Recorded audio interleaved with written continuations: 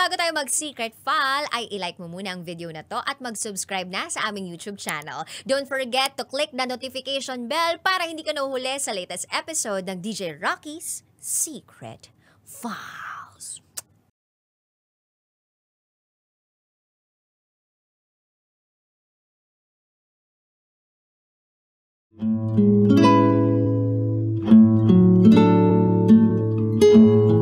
And now, it's time for DJ Rocky's Secret Files.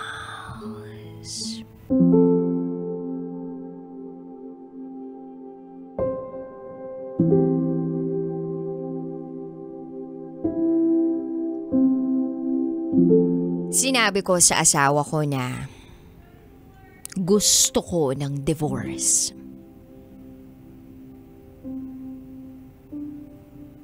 Hi DJ Rocky. Matagal na akong nakikinig sa programa mo.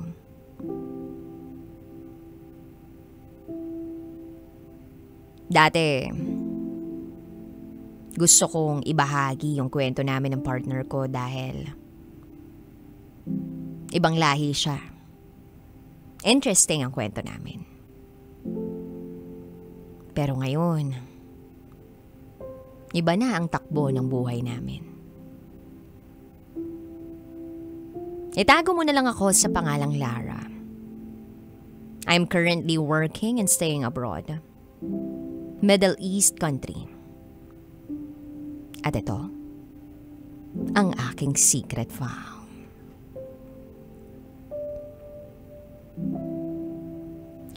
Year 2014, nang makilala ko si Demo. Nagpakasal kami ng year 2017. Masaya kami. Although hindi mawawala sa isang relasyon ng away at selos. Dahil iba nga ang lahi niya, given na yung may itsura siya. Lagi pa siyang nagde-gym kaya magandang pangangatawan niya. Malakas ang appeal niya. Lapitin siya ng mga babae, mapaibang lahi man o kapwa ko Pinay. Sa tagal ng pagsasama namin, natuto ako na i-handle ang emosyon ko. Kapag nakikita ko na may kachat siyang iba, tiniis ko na lang lahat. Sabi ko sa sarili ko, hindi ako dapat magalit. Kaya nagtiis ako. Ang pagkakakilala ko naman kasi sa kanya, hindi siya babaero. Sadyang kulang lang siya sa atensyon. Yung tipong gusto niya na laging bida-bida siya sa mga tao. Sa araw-araw ng pagsasama naming dalawa, kahit nasa trabaho kami, palagi pa rin kaming magka-chat. Ang topic tungkol sa gym, o sa sasakyan, o tungkol sa online game. At madalas, nagsasawa na akong kachat siya. Dahil para sa akin, wala naman itong kakwenta-kwenta. Nakakaubos lang ng oras. Para sa akin, isip bata pa rin siya hanggang ngayon. Dumating sa puntong sinasabi niya na sa akin na wala raw akong oras sa kanya. Pero hindi ko magets kung saan nanggagaling yun. At bakit yun ang pinipilit niya na ginagawa ko sa kanya. Ang trabaho ko ay umaga. Magmula alas 8 ng umaga hanggang alas 8 ng gabi. Tapos siya naman, alas 8 ng umaga hanggang alas 6 ng gabi. Pagkatapos ng trabaho ko, kinakailangan ko pang magluto ng pagkain niya. Magayos ng bahay, maglaba, magayos, magligpit samantalang ang gusto niya. Nakadikit lang ako lagi sa kanya. Nakaupo sa tabi niya. Manunood ng movie. Ang iniisip ko kasi, ako pa rin ang gagawa ng mga gawaing bahay. Kung i-delay ko yung mga gawaing bahay na yun, ako pa rin ang mahihirapan. Sinasabi niya naman na kukuha siya ng katulong. O di kaya mag-order na lang ng pagkain. Pero it's not a wise idea. Weekly kami nagpapalinis ng bahay sa isang cleaner. Ganon ang dynamics ng relationship namin. Okay yung pagsasama namin kahit nag-aaway kami. Hindi naman kami umabot pa sa tuluyan ng maghiwalay kami. Alam ko sa sarili kong mahal ko siya. At mahal niya rin ako. Lagi niyang sinasabi sa akin na hanggang sa pagtanda naming dalawa, kami pa rin ang magkasama. Nakakausap niya ang pamilya ko, ganun din naman ako sa pamilya niya. Year 2022, bumisita ang mama at ate niya sa bansang tinutuluyan namin. Nakita ko at nakasama ko ang mama niya at ang ate niya. Okay naman sila sa akin. Meron siyang kuyang nagtatrabaho din sa bansa na pinag-i-stay namin kaso hindi ko masyadong close. Racist kasi ito at ayaw nito sa Pilipina. Sa pagbabakasyon nila dito sa amin, may mga araw na nakasama ko sila sa bahay namin. Napagsilbihan ko rin sila. Lagi rin akong binibida ni Demo sa mama niya na ipinagluluto ko siya palagi ng mga pagkain na gusto niya. At lahat yun ay diet. Araw-araw pinaghahanda ko siya ng almusal at 5 meals para sa baon niya maghapon. Napabilib ang mama niya sa pag-aalaga ko sa anak niya. Ganon din ang ate niya kung papaano ko asikusuhin si Demo. Pati na rin kung gaano kalinis at kaayos ang bahay. Sa unang kita nila sa akin noon, agad nilang napuna ang itsura ko at ang pag-aayos ko. Hindi naman sa pagbubuhat ng sariling bangko. Talaga namang maarte ako sa sarili ko. Inaalagaan ko ng maayos ang sarili at ang aura ko. Kaya hindi na bago sa akin yung pansinin ako ng mga tao. Kaya nga si Demo ay sobrang higpit sa akin simulat sa pool. Bawal ako mag-post ng picture ko sa social media accounts ko. Ilang beses na rin niyang pinabura ang mga Facebook account ko. Para sa akin, hindi naman big deal yun. Kasi wala naman akong tinatago. Kaya sumusunod na lang ako. Binigyan ako ng pasalubong ng ate at mama niya ng 2 bag at mga beads, mga accessories. Tuwang-tuwa ako. Binigyan ko rin ng set ng alahas ang ate niya at mga pabango na rin. Kahit yung mama niya hindi mahilig sa pabango. Minsan naamoy nila ako. Tatanungin nila ako kung anong gamit kong pabango. Siyempre hindi naman ako madamot. Masaya naman ako sa pakikitungo nila sa akin. Binibigay ko sa kanila kahit yung mga pabango ko. Then sinabihan kami ng mama niya at ate niya na pumasyal at magbakasyon sa bahay nila sa Egypt. By the way, si Demo pala ay isang Syrian national. Nakatira ang pamilya niya sa bansang Egypt. Year 2023, kumuha ako ng visa para makapunta sa Egypt kasama siya. March 2, 2023, lumipad kami papunta sa pamilya niya para magbakasyon. Sobrang saya niya. Sabi niya, unang beses niyang nagdala ng babae sa bahay nila. Gustong-gusto raw ako ng mama at ate niya. Nabanggit ko kanina by the way, DJ Rocky, na ayaw sa akin ng kuya niya. Pero si Demo wala siyang pakialam sa opinyon ng kuya niya. Para sa aming dalawa, hindi namin dapat pansinin yun. So dumating kami sa Egypt. Sinalubong kami ng ate niya. Pagdating namin, agad kong inabot ang mga pasalubong ko sa kanila. Pabango. At yung mga pasalubong ni Demo sa kanya. Padala ng kuya niya sa kanya. Kumain kami ng sabay. Ultimo, may katulong sila sa bahay nila. Sabay-sabay. Ate niya, mama niya, mga katulong ang nakatira sa bahay nila. Pangalawang araw namin, pumasyal kami. Naggabi at kumain ng lunch. May edad na pala by the way ang mama ni Demo. Nasa 70 years old. Ang ate naman niya, 45 years old, walang asawa at anak. Alam kong fashionista ang ate niya. Mahilig sa mga branded na naggamit. Ako kasi hindi masyadong mahilig sa mga ganong bagay. Pero pagdating sa pormahan, hindi ako nagpapatinag. Kahit simple lang ako manamit. Malakas pa rin ang sex appeal ko. Natapos ang pasyalan namin nung araw na yon. Katabi ko ang mama ni Demo. Noong paalis na kami ng restaurant, inalalayan ko ang mama niya. Kumbaga hinawakan ko ang kamay niya. Pero nagtaka ako dahil itinaboy niya ng pasimple ang kamay ko habang inaalalayan ko siya. Napansin ko rin na si Demo ay hindi ako masyadong kinikibo o kinakausap kapag nasa public place kami.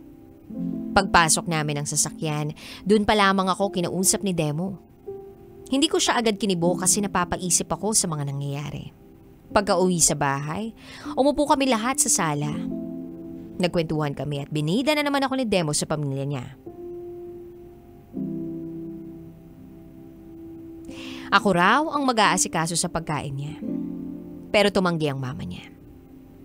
Sinabi ng mama niya na siya na lang daw ang magpe-prepara ng pagkain ng anak niya.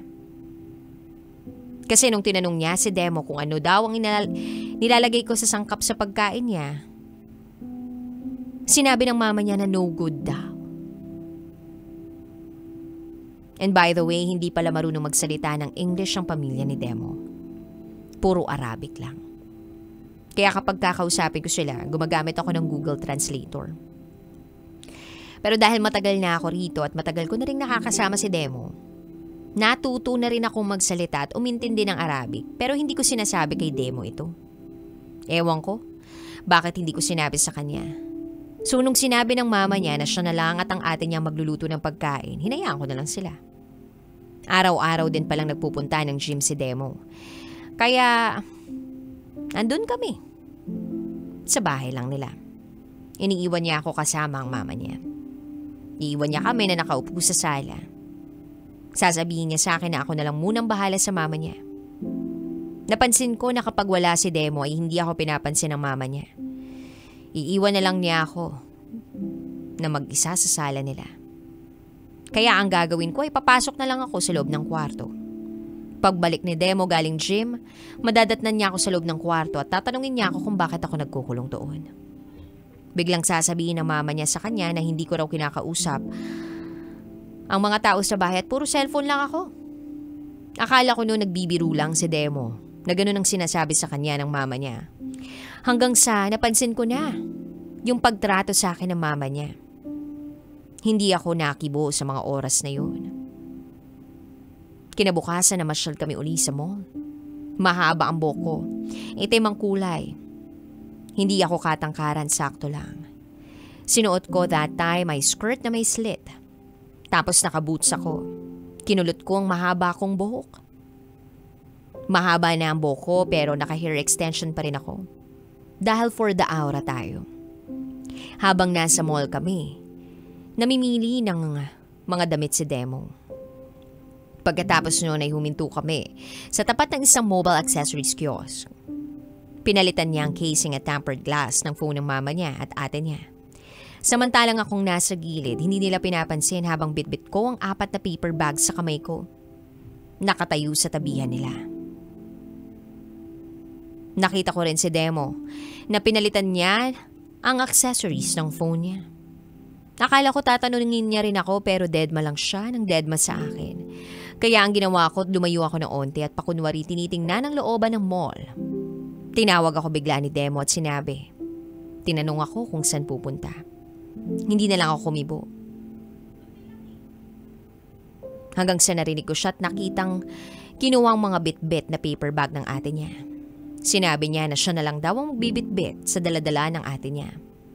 Akala ko kukunin din niya yung bit-bit ko pero hindi.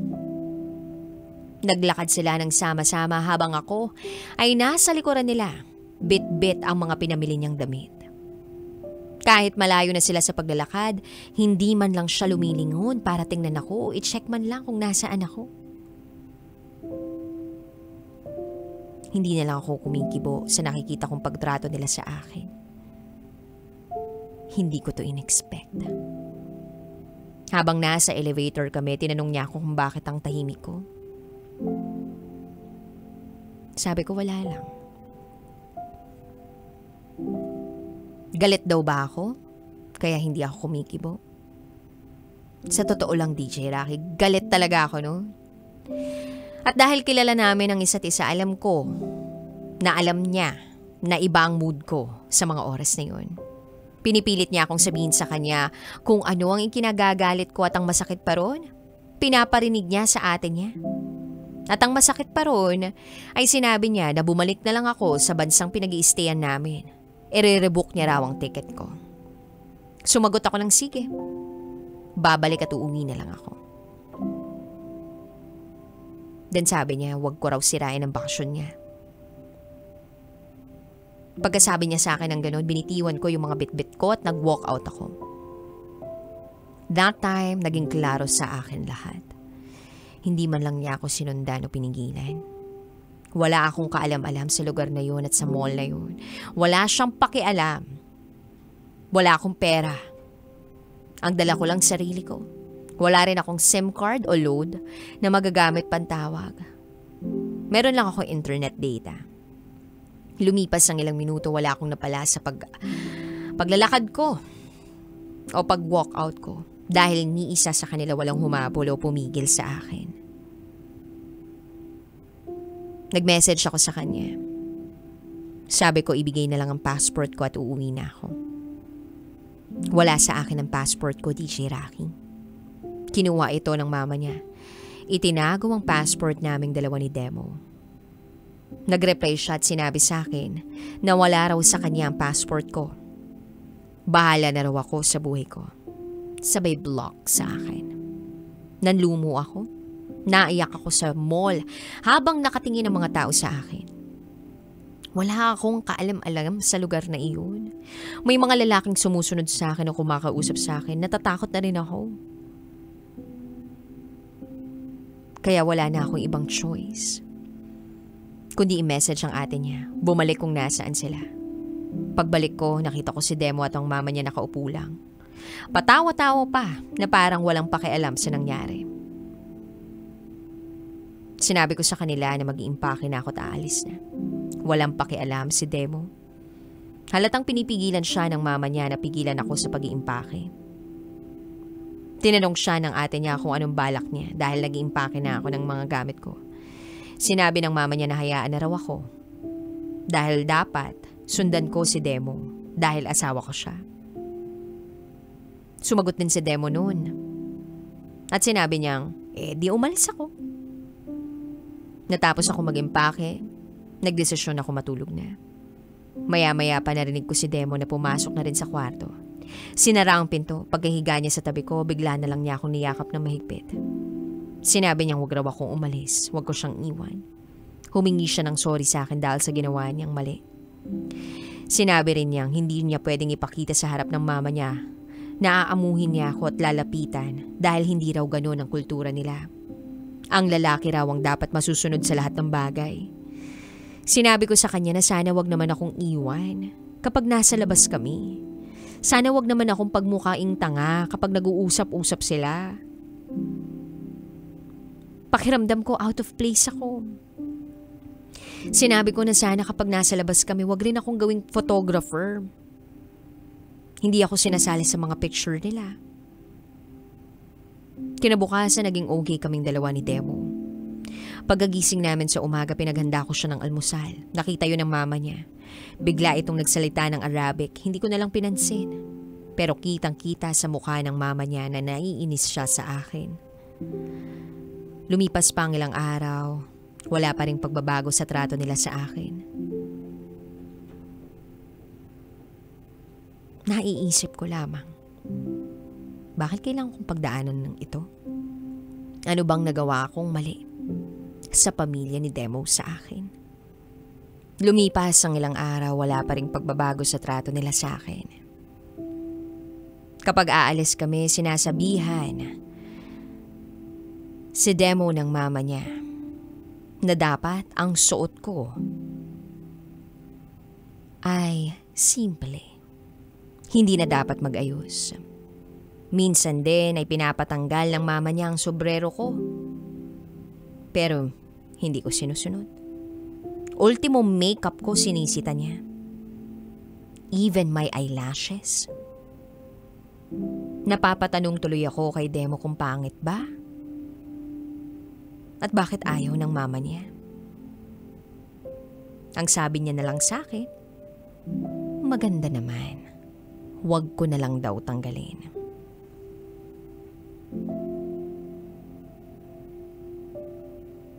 Minsan, naghanda ang mama nila para sa salo-salo. Tumayo na ako takma ng papasok dun sa kwarto. Bigla ko na lang napansin ang lamesa. Nakita ko ang setup ng lamesa. Maraming pagkain. Pero iilan lang ang platong nakalagay. Bakit parang hindi ako kabilang sa inihanda sa lamesang yun? Pumasok ako ng kwarto at nag-iiyak doon. Naririnig ko ang kalampag ng mga plato at tawanan nila. That time alam ko na sa sarili ko na hindi ganito ang tratong tatanggapin ko sa sarili ko. Umabot na ako sa puntong kahit mahal ko si Demo, hindi ko tatanggapin sa sarili ko na taratuhin at malaitin ako ng ibang lahi dahil lang sa pagkatao ko. Kinausap ko ang pamilya ko, sinabi ko ang sitwasyon ko, pati na rin ang malapit kong kaibigan. Sinabihan nila akong umalis na doon, bumalik na lang sa bansang tinutuluyan ko. Pero sabi ko, titiisin ko na lang hanggang sa makabalik kami ng bansang tinutuluyan namin. 4 na araw na lang naman ay flight na namin pabalik. Araw-araw, sumasama ang loob ko sa trato nila sa akin pero nananahimik lang ako.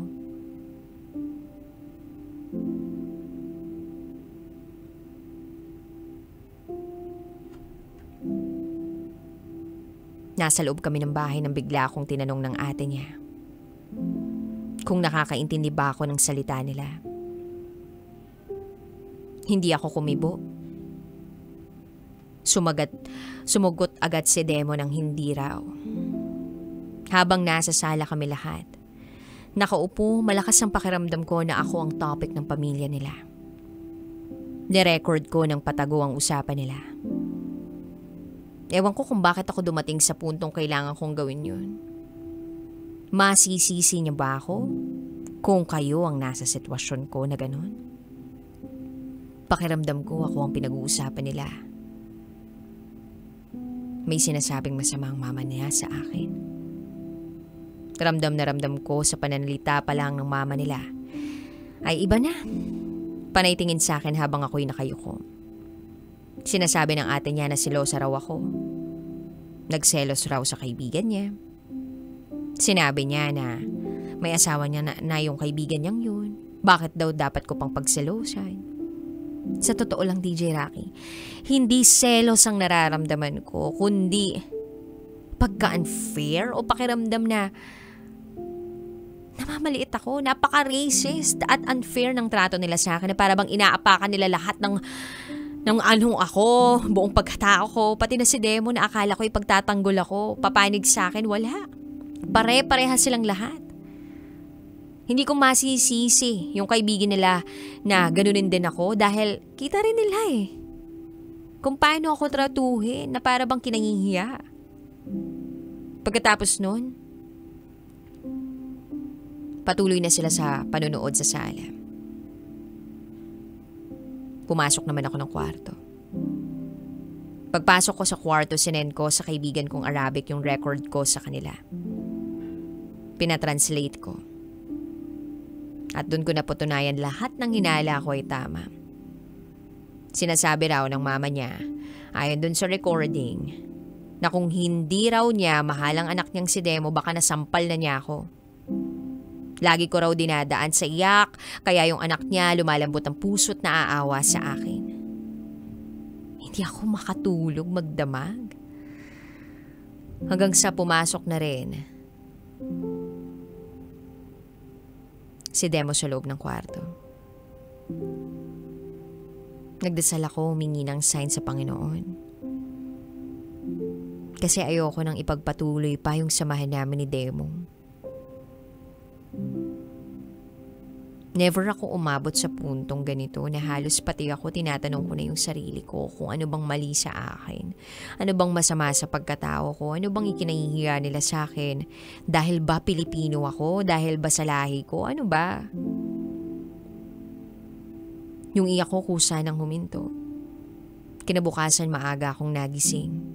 Sinabi ko sa pamilya ko na nagdesisyon na ako. Humingi ako ng senyales sa Panginoon. Sabi ko, pag si Demo nagising, hindi niya piniling ayusin ako o ayusin yung sa aming dalawa o kausapin man lang ako itatapusin ko na ang relasyon ko sa kanya. Uuwi na ako pabalik sa bansang pinagtatrabahuhan namin. Maya-maya pa'y naramdaman kong nagising si Demo. Hawak ang cellphone niya.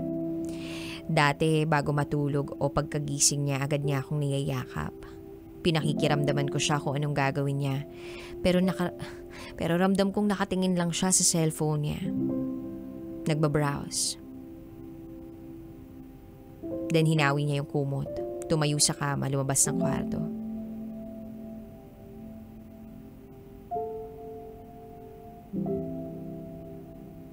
Okay. Alam ko na. Hindi ko na kinaya.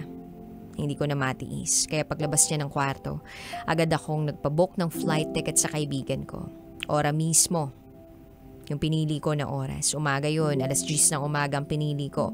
Yung earliest flight na 1 a.m. Laging dinadahilan ni Demo na nasa kultura nila yung ganito, yung ganyan. Pero kapag tinatanong ko sa mga kaibigan ko at kakilalang Arabic, it's bullshit daw yung mindset ng ganun. Never na akong lumabas sa kwarto. Nung sinend sa akin ng kaibigan ko yung flight details ko, nag-chat na ako kay Demo. Sabi ko, can you come here? I wanna talk to you. Agad niya namang nabasa yung chat ko, pumasok siya sa kwarto. Pagpasok niya, hinalikan niya ako sa pisngi. Tinanong niya ako kung anong meron. Kahit halikan niya ako noon, wala na, huli na ang lahat. Manhit na ako at pakiramdam ko, pagod na ako sa pangiinsulto sa akin. Sa malumanay na boses, sinabi ko sa kanya na alam kong ayaw sa akin ng pamilya mo at kinakahiya niyo ako. Ramdam ko kung gaano mo ako set aside kapag nasa labas tayo at kung gaano ako kabaliwala sa'yo kapag kaharap ang mama mo. Tanggap ko na lahat. Ayoko makipagkompetensya sa mama mo o sa pamilya mo. Dati kahit buong mundo pa ang umayaw sa akin o sa relasyon natin, wala akong pakialam dahil alam ko at ramdam ko na kasama kita. Kumbaga mag-isa na tayo. Iisa na tayo. Isang panig, kasangga kita, kasama kita, karaming kita, tayong dalawa. Pagtatanggal mo ko, paprotektahan mo ko. Kaso ngayon wala. Mag-isa lang ako, sarili ko lang. Dinala mo ko rito para ganitohin. Sana pala hindi na ako sumama sa'yo. Sana pala hindi na lang ako nagpunta rito. Hindi pala ako welcome rito. Hindi pala ako tanggap rito. Mahal kita ng sobra pero inapakan nyo ng buo ang pagkatao ko. Sana naging masaya kayo sa ginawa nyo sa akin. Sana makahanap ka ng babae na papantay sa pamilya mo. At ito ang sagot ni Demo sa akin. Hindi raw totoo lahat ng sinasabi ko. Ako lang daw nag-iisip ng gano'n. Gumawa lang daw ako ng issue at selosa raw ako. Kung hindi raw ako masaya, kapag sinasama ako sa galaan, wag na raw akong sumama, magstay na lang ako sa loob ng kwarto. Hayaan ko na lang daw siya na i-enjoy ang bakasyon niya. Dahil madalang lang naman niyang nakakasama ang pamilya niya. Kasalanan ko raw lahat. Dahil hindi ko raw hinalikan ng mama niya pagkarating namin sa bahay noon.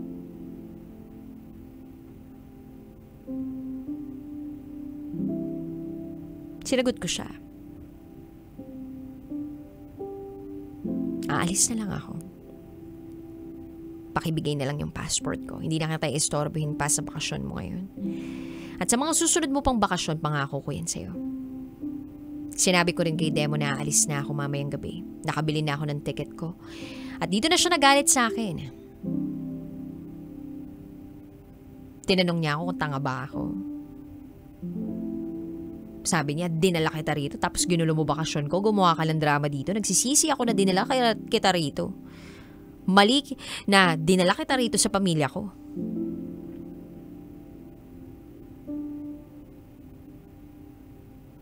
Then tumayo siya bigla. Bahala na raw ako sa buhay ko. Inulit ko lang sa kanya yung sinabi kong kailangan ko yung passport ko. Nag-impake na ako. Then sabi ni Demo, ibalik ko raw yung lahat ng mga damit ko sa cabinet. Pero hindi ako nakinig.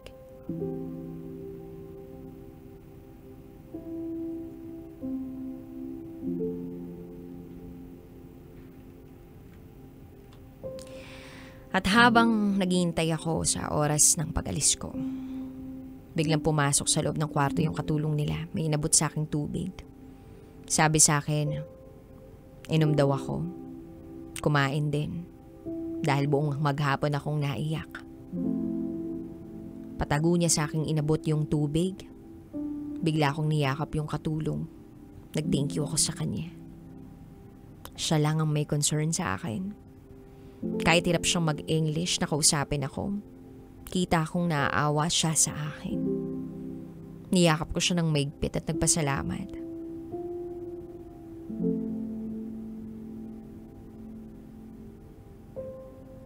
Sabi ko sa kanya, never na niya ako makikita pa ron at hindi na ako babalik pa sa bahay na yun.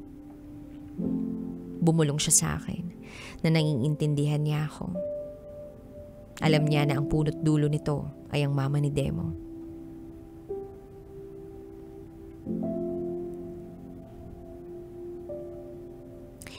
So, nagipag-usap ako sa kanilang lahat ng maayos at malumanay. Natatakot kasi ako dahil hindi pa nila binibigay yung passport ko. Pagkakuha ng passport ko, chinek ko yun. Okay naman, binitbit ko yung bag ko palabas, pumunta sa sala para magpaalam sa kanilang lahat. Pinaupo nila ako. And then sinabi ko na salamat sa pag-imbita sa akin. Then maya-maya pa, hinihingi ni Demo ang kopya ng flight details ko. Saan daw ako kumuha ng pera pambili ng ticket? Sabi ko may pera ako. Ayaw maniwala ng mama niya. Hindi ko pala nabanggit na pagdating sa sweldo at pera ko, hindi ko lahat sinasabi kay Demo. Nagdesisyon ako na maging ganun sa kanya dahil kita ko kung gaano siya kawaldas sa pera. Wala siyang ipon at kapag alam niyang may pera ako, kukunin niya ito. Gagamitin saka walang kakwenta-kwentang bagay. Tulad na lang yung bakasyon namin sa Egypt na gusto niya ibigay ko buo lahat ng sahod ko sa buwan na yun. Noon ko lang nakita ang lahat. Narcissist and selfish ang taong napangasawa ko. Wala na akong rason para magstay pa.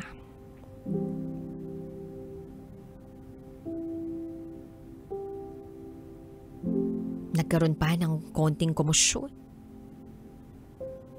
Ang daming tanong. Ba't di na lang daw ako ikulong doon? Bakit hindi kami mag-usap ng maayos ng asawa ko? Hanggang sa ang sumunod na mga salitang tumatak sa isip ko. Tinanong ako ni Demo kung gusto ko raw ba talagang umalis. Sabi ko oo. Pagkasabi ko ng oo, biglang naging aggressive si Demo.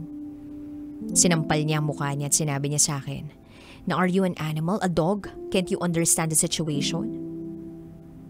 Sinabi rin niya na kung ang aso raw na hayop kapag sinabi na 1, 2, 3 maiintindihan, ay ako raw, na tao, kanina pa raw ako kinakausap, hindi raw ako makaintindi.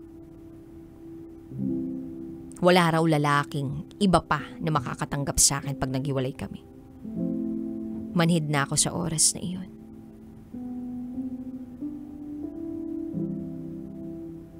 Manhid na.